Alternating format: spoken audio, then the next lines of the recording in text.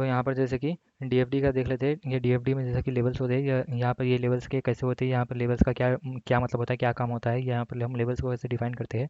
तो यहाँ पर जैसे कि पहले आ जाते हैं जीरोथ लेवल डीएफडी पर, जो जैसे कि जो भी हमारा डाटा फ्लो डायग्राम है, यहाँ पर डीएफडी का मतलब डाटा फ्लो डायग्राम है।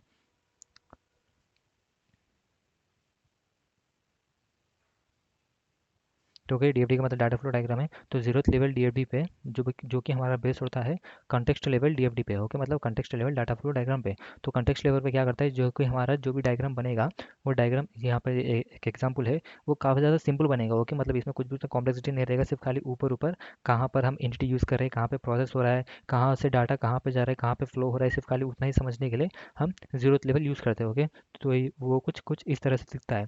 अभी सपोज उसमें मेरे को कुछ डिटेलिंग चाहिए, मतलब उसको कुछ समझना है मेरे को कि जो भी डीएफडी बना है उसमें उसमें फंक्शनैलिटी क्या है, एक्चुअल फंक्शंस क्या यूज़ हो रहे हैं, तो उसको समझने के लिए यूज़ होता है हमारा फर्स्ट लेवल डीएफडी। तो फर्स्ट लेवल डीएफडी में जैसे कि यहाँ पर कुछ जैसे डिटेलिंग दिया हुआ है, ये भी एग्जांपल है।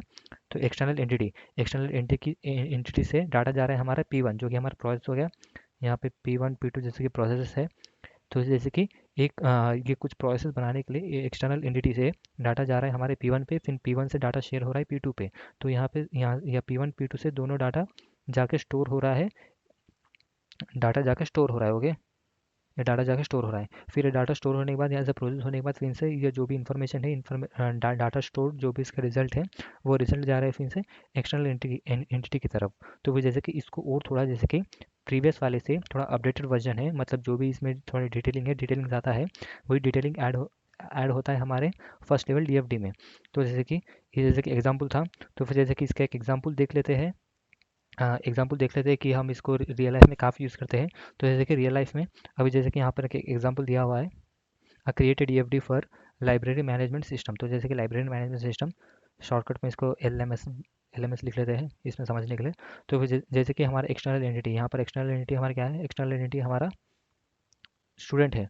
तो स्टूडेंट सपोज जा रहा है, रिक्वेस्ट करेगा कि किसको, लाइब्रेरी मैनेजमेंट सिस्टम को, कि कुछ बुक्स के लिए। ओके, कुछ बुक्स, उसको बुक्स चाहिए स्टूडेंट को, तो वो उसके लिए ये लाइब्रेरी मैनेजमेंट सिस्टम से रिक्वेस्ट करेगा। तो लाइब्रेरी मैनेजमेंट सिस्टम चेक करेगा लाइब्रेरी के पास, अगर उसके पास बुक रहेगा तो वो तो उसको इशू कर देगा। ओके, लाइब्रेरी मैनेजमेंट सिस्टम को बोलेगा ओके मैं इशू करता हूँ, मेरे पास बुक अवेलेबल है। तो अगर इसके पास बुक अवेलेबल नहीं रहेगा तो इशू नहीं करेगा, यहाँ पर इसके पास जो भी बुक रहेगा वो बुक इसके पास नहीं आएगा।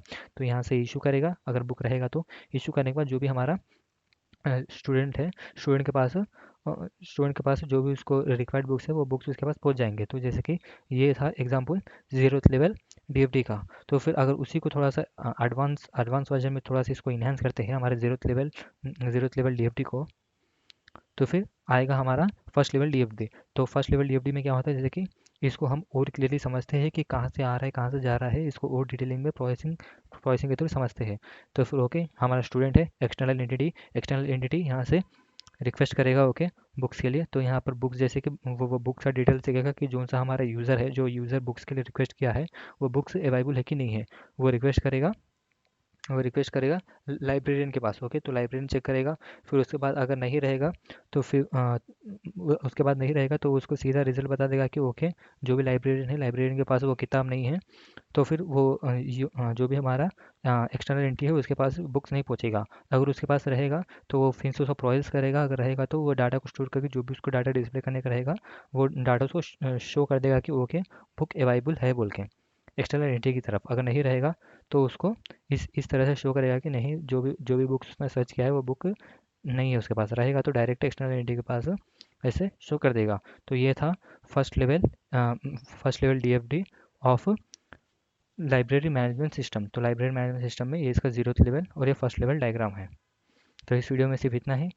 आई होप कि वीडियो थोड़ा भी इन्फॉर्मेटिव लगा होगा। अगर ये वीडियो इन्फॉर्मेटिव लगा तो प्लीज़ मेरे चैनल को सब्सक्राइब करो, ताकि मेरे को थोड़ा मोटिवेशन मिले। And thanks for watching.